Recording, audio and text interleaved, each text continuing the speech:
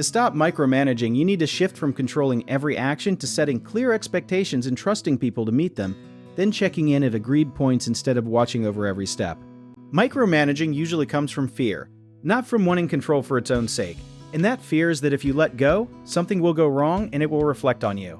Here is something most people never think about. Micromanaging actually trains your team to stop thinking for themselves, because if you always jump in with the answer, people learn it is easier to just wait for you instead of solving problems on their own.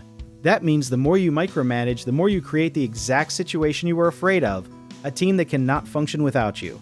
The fix starts with something called intent-based leadership, where instead of telling someone exactly how to do a task, you tell them the outcome you want and let them figure out the how.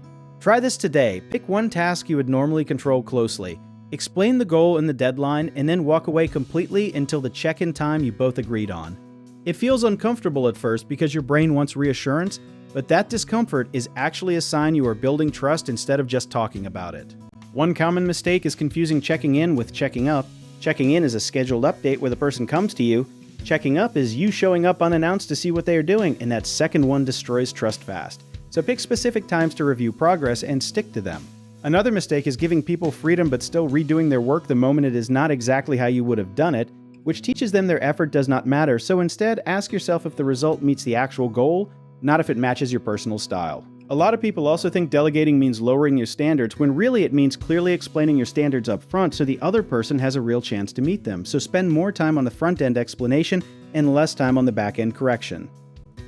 If you need help with a project, search for trusted, affordable local contractors at www.bighomeprojects.com. You can also download our app called Job It Tier, where homeowners and property owners can list jobs and have home service experts and contractors reach out and message you back with their estimates.